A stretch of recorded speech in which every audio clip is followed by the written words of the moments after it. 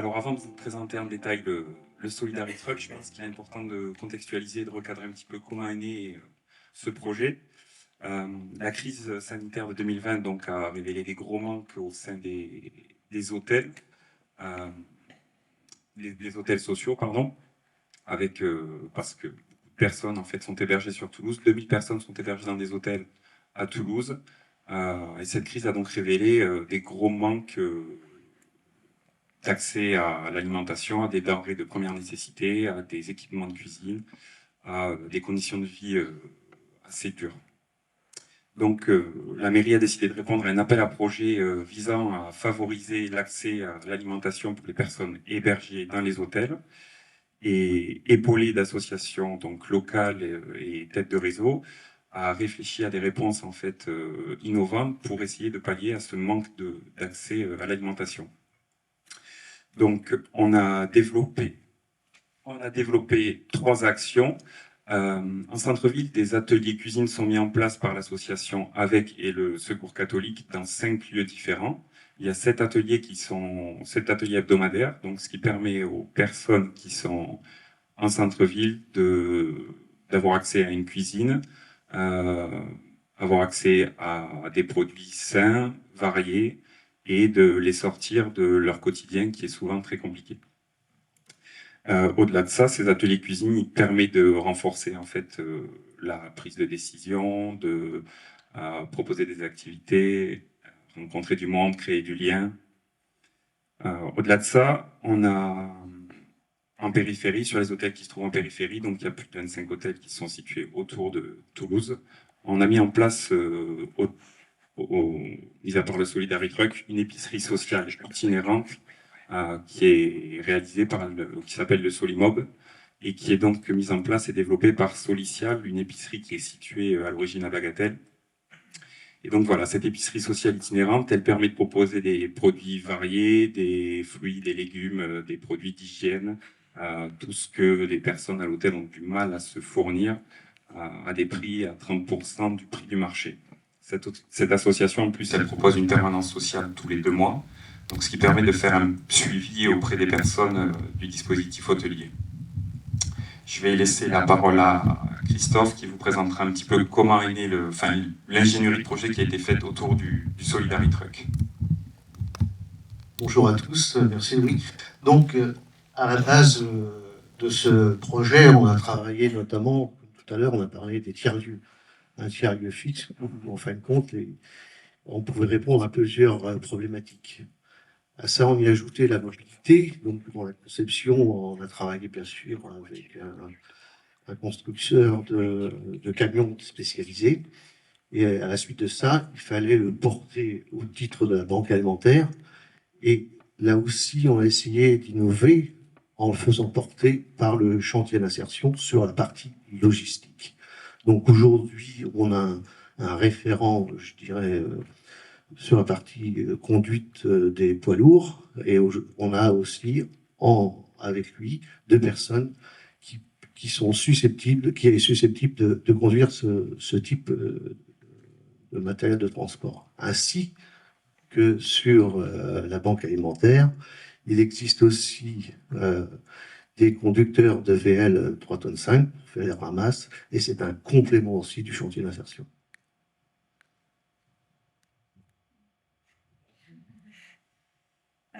Du coup, moi, je suis salariée à France Horizon, qui est une association qui intervient dans les champs de l'accueil, l'hébergement et l'insertion. Et du coup, on s'implique dans le projet sur l'animation.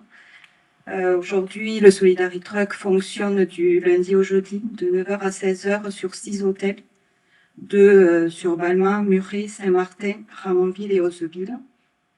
Donc, il y a une équipe pluridisciplinaire qui intervient. J'ai 2 collègues, une monitrice éducatrice et une animatrice qui anime le Solidarity Truck, ainsi qu'une stagiaire et des jeunes en service civique. Depuis février, donc, l'équipe a su créer des propositions d'animation diverses qui correspondent aux problématiques que les personnes rencontrent. Donc, elles ont, avec l'accès libre à la cuisine, pu être dans la proposition et l'échange culinaire, proposer des ateliers culinaires auprès de parents et enfants, mais également des vestiaires suite à des dons de vêtements, des ateliers divers sur l'estime de soi auprès des adultes et des enfants aussi. Aujourd'hui, pour moi, ce projet est réellement dans une dynamique partenariale entre la mairie de Toulouse, la banque alimentaire, nous, France Horizon, mais aussi l'association de quartier qui sont aussi impliqués dans le projet. Aujourd'hui, c'est vraiment un outil d'aller vers. On va vraiment vers des hôtels.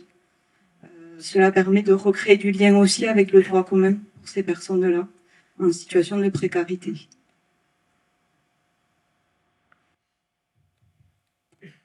Ouais, je rajouterais juste, on développe aussi autour de ce camion beaucoup d'activités annexes. Je ne sais pas si tu l'as dit, Émilie, au-delà des ateliers cuisine.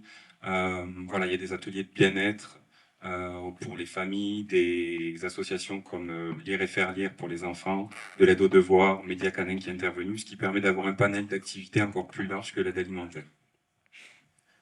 Oui, le Solidarity Truck ne fait pas d'aide alimentaire, puisque c'est autre chose qu'il fait. Et comment sont organisés les ateliers cuisine? Est-ce qu'il y a une concertation avec et une planification avec l'aide alimentaire qui peut être distribuée?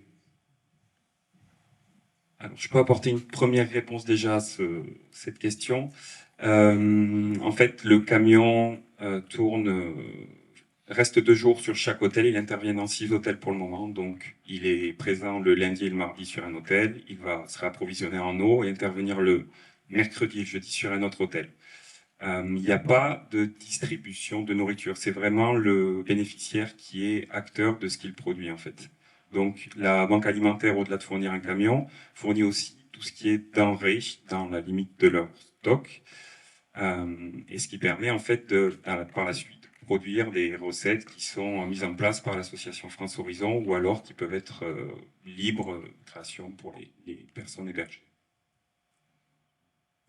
Et de mémoire, je pense que dans l'appel à projet, justement, il ne fallait pas de distribution alimentaire, il fallait la fabrication et la conception de repas.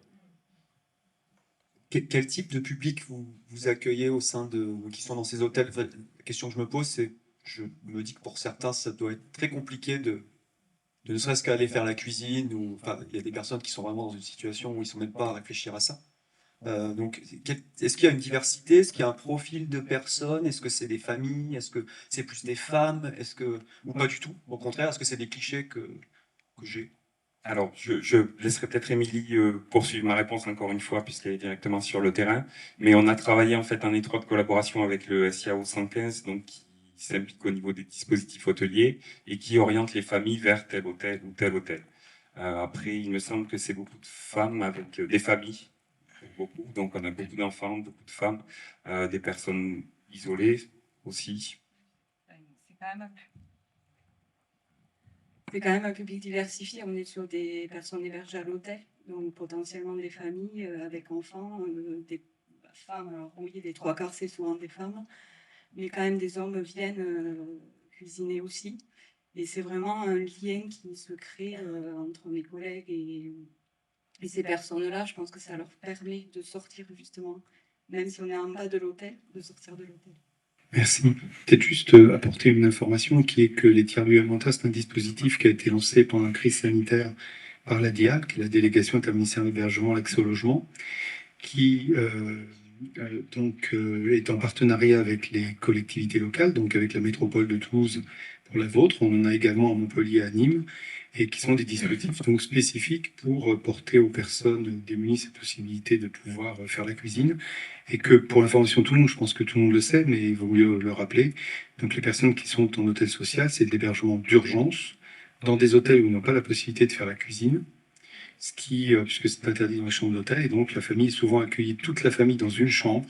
Ça peut être une personne, 2, 5, et évidemment donc un service comme le vôtre. Alors il y en a d'autres évidemment, mais est particulièrement important pour que ces personnes puissent avoir un accès à la cuisine et à fabriquer leur nourriture. Juste pour savoir le financement du camion, sur quelle dotation, parce que voilà, c'est un équipement j'ai eu l'occasion de le visiter, enfin, qui est le top du top. Savoir comment il avait été financé.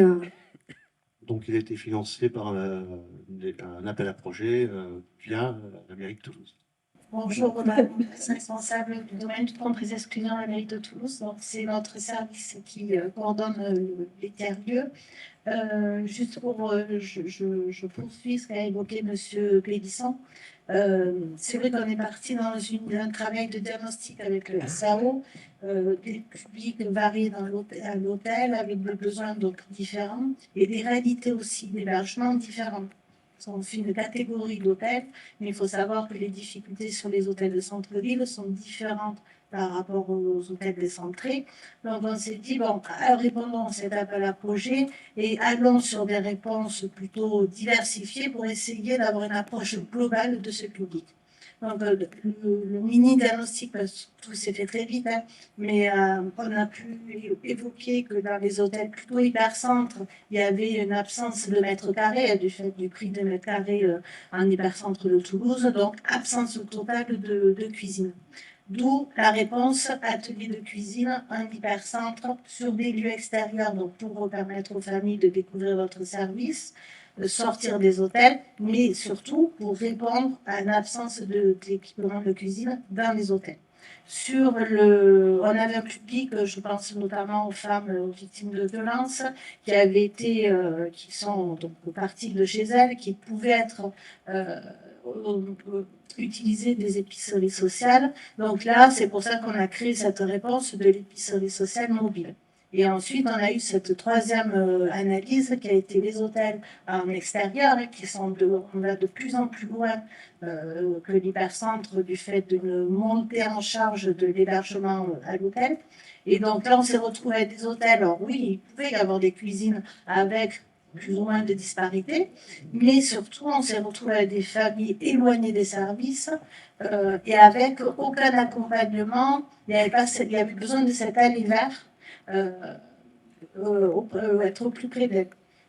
D'où l'idée de ce travail où on s'est dit on ferme les yeux et on va rêver, et on a imaginé ce camion, puisque l'idée c'était de pratiquer cet aller vers des familles à l'hôtel, pour au-delà de faire l'atelier de cuisine et les acteurs, mais c'était aussi en fonction des besoins repérés à l'hôtel, comment on déploie des services, on adosse des services à ces ateliers de cuisine.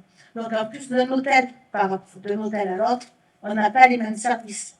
On travaille régulièrement avec le SIAO pour s'assurer qu'il y avait une évolution du public sur l'hôtel et pouvoir réadapter notre réponse. Donc sur un hôtel, il peut y avoir de l'aide aux devoirs, par exemple, mais sur un autre hôtel, pas trop d'enfants. Quel est le besoin du public? Comment on adosse un nouveau service? Donc on est vraiment dans un cousu humain régulier, en tripartite et égal sur le Solidarity Truck, je parle, en tripartite et avec la collaboration du SIAO pour être toujours très au clair sur les évolutions du public et de ne pas répondre de côté.